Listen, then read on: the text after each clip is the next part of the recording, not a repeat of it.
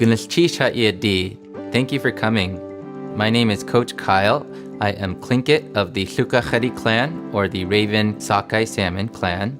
I live in Juneau, Alaska, and today I'm excited to share with you Native Games. The Native Youth Olympics is a fun sport based on survival and hunting skills needed to live a healthy and fit life. These games were originally created by the Inupiaq people up north in the Arctic.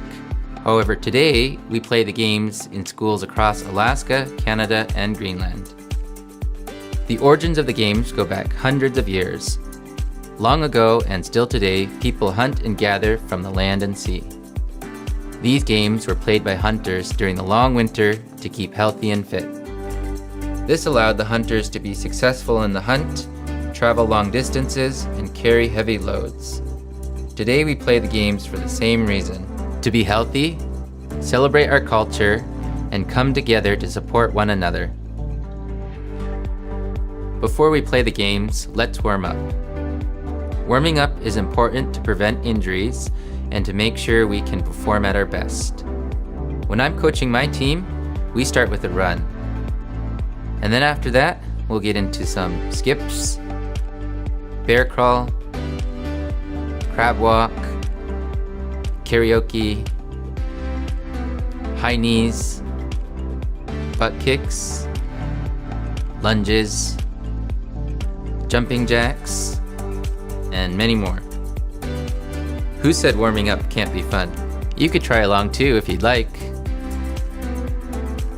Coach Kyle, tell us about the hunter. Once upon a time, there was a hunter. And as a hunter, you have to be agile and carefully navigate rugged terrain.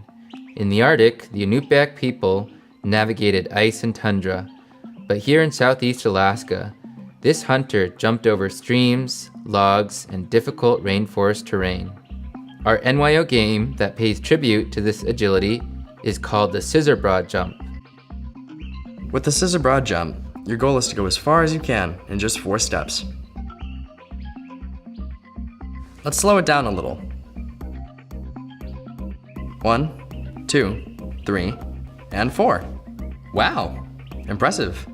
These moves are challenging, so a lot of practice is important. Try practicing 1 step at a time. Start with your feet together behind a line. Jump off both feet and land on one. Next, wrap your other foot behind your jumping leg and land on that back foot. Tricky, I know. Then jump forward and land on one foot. And for your final step, jump forward and land on both feet. Once you land, be sure to stay still so we can measure how far you jumped. When you're comfortable with each step, try putting them together. Eventually, you'll get to a point where you can start adding distance. Coach Kyle, let's get back to the story. After many hours, the hunter finally spotted a deer. The hunter positioned himself tactfully and quietly raised his bow, and the hunt came to an end. Animals are large and awkward to lift, pull, and carry. It was important to stay healthy and strong leading up to the hunt. The work was intense, so the hunter used their strength to lift the deer from the ground. This move is the inspiration behind the NYO game, the Inuit stick pull. I'll take it from here, Coach Kyle. For the Inuit stick pull, 2 athletes sit facing each other, with the soles of their feet together and legs bent at a 90-degree angle. Both athletes position their hands on the stick, one with their hands in the middle and the other on the outside. Then the stick is centered above the athlete's toes. The official makes sure the stick is in the center, then, with the signal, marks the start of the competition. The goal is to pull the stick from your opponent or lift them off the floor. The game is played best 2 out of 3 matches, so once again, the players line up for their second match. Ready? In the second match, the players switch hand positions. In the tiebreaker round, players flip a coin or play rock, paper, scissors to determine hand placement.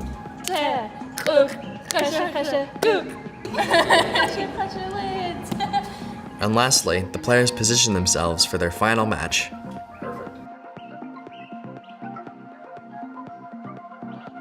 Ready? Pull! A congratulations can be given to the winner. Let's talk about a few things that players cannot do during this competition. For starters, players cannot jerk the stick, and if their hands start to slip, players cannot reposition their hands or twist their bodies. Give it a try with a friend.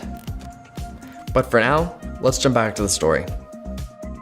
Having successfully completed the hunt, the hunter needed to notify the village of his success. The hunter walked to a clearing where he could see his village and would do the high kick to signal his success.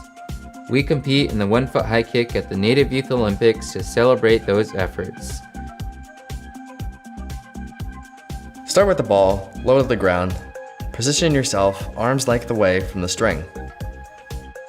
Jump off both feet, kick the ball with 1 foot, then land on the same foot that you kicked with. Make sure you keep your balance when you land. Hopping around is okay, but try not to drop that second foot to the ground when you land.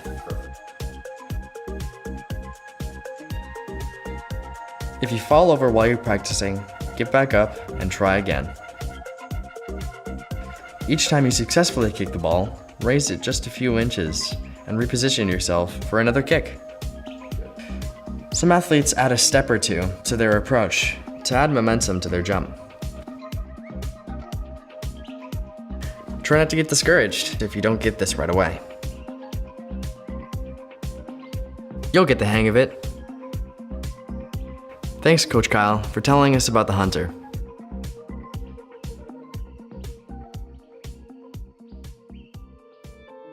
My favorite part about Native games is sportsmanship. Sportsmanship is about supporting and teaching others. Our hunters and communities work together to be successful. When everyone cheers, gives advice, and teaches one another, we all become better people. The Native Youth Olympics is all about continuing these stories, showing these moves, and appreciating their origins. Today you learned about the hunter and everything he had to do while navigating the wilderness. The scissor broad jump, the Inuit stick pull, and the 1-foot high kick. Now that I've walked you through these 3 moves, let's take some time to practice them. It's okay if you get frustrated. Try to set goals for yourself. Make sure they're realistic and achievable. You're doing great things already, just by listening and learning. I challenge you to practice these moves and share with your brother, sister, or a friend. You can be part of sharing this story, and maybe one day I'll see you at the Native Youth Olympics.